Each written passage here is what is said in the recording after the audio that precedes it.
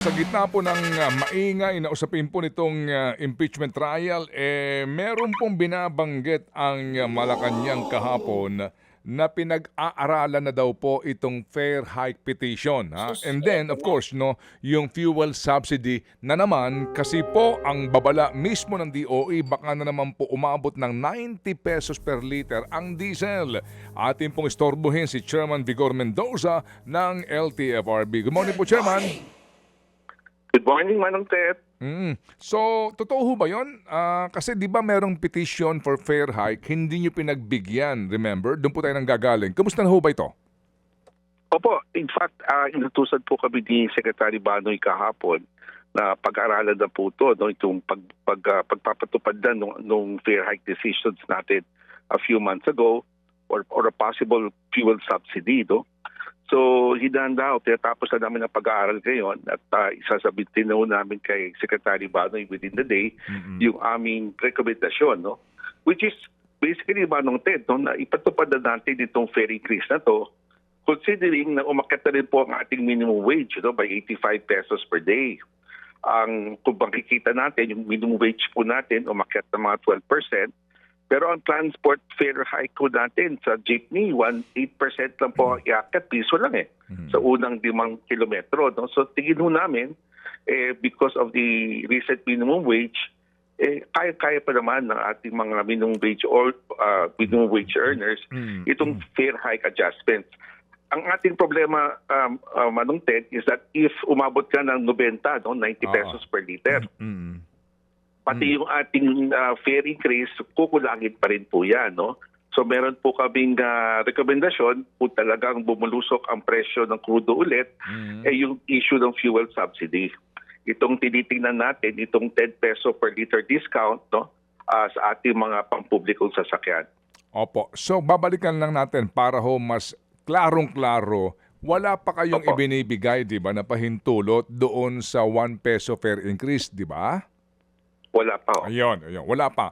So ang kanin nyo, dahil nga meron na tayong wage increase sa minimum wage earners in Metro Manila, baka kakayanin na ng ating mga mananakay yung piso sa unang 4 na kilometro. Okay? Tama po yun. Yun, para klaro ho ito. So, sir, kumbaga, pakiramdam ko, para meron ng tendency na pagbibigyan ito for Metro Manila, paano po sa ibang mga regions? Yan nga ang ating pag-aaral ngayon. We are, in fact, this morning coordinating with Andole, no? Yung ating mga wage board para makita natin yung timeline nila, no? Sa pamamagitan. Pero if you remember, Manong Ted, kahit yung decision natin nung few months ago, na factor in na po natin yung mga past wage increases, no?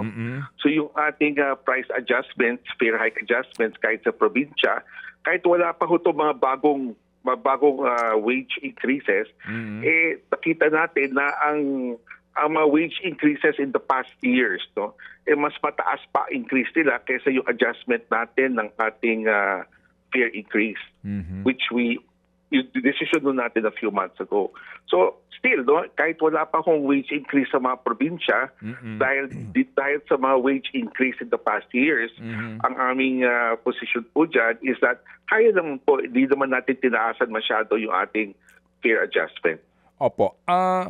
Kung atin din po maaalala, meron pong pending din na petisyon ang mga provincial bus operators dito. Pati mga city buses, no, na hold rin po ito. Kasama ba sa inyo na ngayong pinag-aaralan itong ang petisyon ng mga bus? Opo, ang decision natin a few months ago covered jeepneys, buses, TNVS, at saka mga P2P buses also. No? Ang hindi lang nasama nung nakaraan yung mga taxi at yung UV Express kasi medyo date na gusto nag-submit ng kanilang fair hike petitions. Pero pag pinag-aaralan na rin natin yan, Manong Ted, no? So when we make the adjustments, ilalabas na rin natin yung mga desisyon para sa mga UV Express at sa mga taxi. So kumbaga, lahat na po ito na mayroong pending petition for fare increase. Tama po yun, Manong Ted. Opo. And then the decision will cover only muna pauna Metro Manila na naman? Yan po ang aming pinag-aaralan pa ho, no? Yung impact ng fair decisions sa ating mga probinsya. Pero aming recommendation po would be a nationwide in scope. Kasi yung ating mga publikong sasakyan sa probinsya, ang mahirapan naman po. Magkakaroon ng tayo ng supply problem. At saka mas mahal nga actually yung gasolina sa probinsya, no? Tama po yun, Manong Ted. Oo. So, ngayon po, sir, ang inyong sinasabi na 1 peso na dagdag sa minimum fare, yun lang yun? Wala nang per kilometer na ibibigay? Meron tayong 10 centavos lang po, Manong Ted. Meron tayong 10 centavos per kilometer para sa mga jeepney. And then, sir, ito hong subsidy na ito, meron pa ho ba kayong pera ngayon? Meron ba natitirang pera para po sa GAA natin for this year? O yung, di ba, yung pinanghugutan, yung last year pa? Opo, wala na po tayo. Yung ating 2.5 billion na fuel subsidy program, napabigay na 93% nun, ubos na po, no? In fact, sarado na natin ang libro natin dyan. So, as far as the LTFRB is concerned, wala tayong paghugutan na bagong pera na nasa budget po natin. So, pati ho sa 2026 budget, wala na rin po? Wala pa ho. Wala po tayo dyan. Pero meron pa hong budget for this year? Opo, pinag-uusapan na ho yan. Dadagdagan na lang po yung budget kung kinakailangan. No? We have been in discussions naman po tayo with the DOTR, with Malacanang, on the possibility of augmenting yung ating fuel subsidy. Okay. So most likely po, kailan kayo maglalabas po ng desisyon?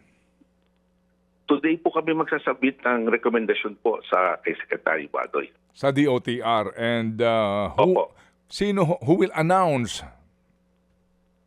Hindi ko pa alam, Manong Ted. I will discuss it with the Secretary.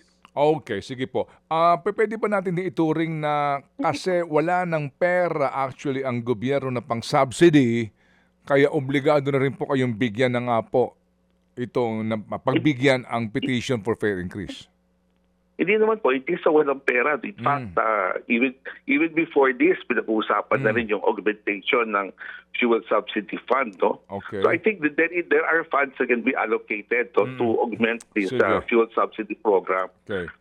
Yun lang nga, baka kulangin kasi sa taas na naman na increase, we thought it better, akit na natin ng pamasahe. Kasi kahit akit natin ng pamasahe, kulang pa rin eh.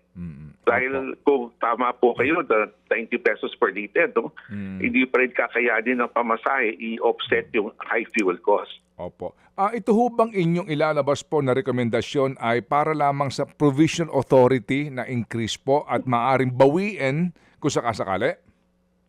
Permanent na po ito yung decision po natin last time is a permanent adjustment na po yan. Okay. So magiging na pong permanente ito, hindi ito yung laban bawi depende sa presyuhan po ng petrolyo, ha? Hindi po. Okay. Sige, so kami po'y aantabay dito po sa inyong announcement at kung sakasakali po, makikibalita rin po kami kay Secretary Banoy. Salamat po, Chairman. Yes, Manong Ted. Thank you po, Manong Ted. Thank you. Yun, girl! Mga kapatid, patuloy po kayong tumutok sa 105.9 True FM para sa totoong balita, impormasyon, music and entertainment. Mag-subscribe sa aming YouTube channel at podcast at sundan nyo kami sa Facebook, Instagram, X at TikTok sa True Network PH. Bisitahin din po ang aming official website, truefm.ph. At panoorin din kami sa True TV Signal, Channel 19. Kami po ang 105.9 True FM. Laging true sa'yo, kapatid.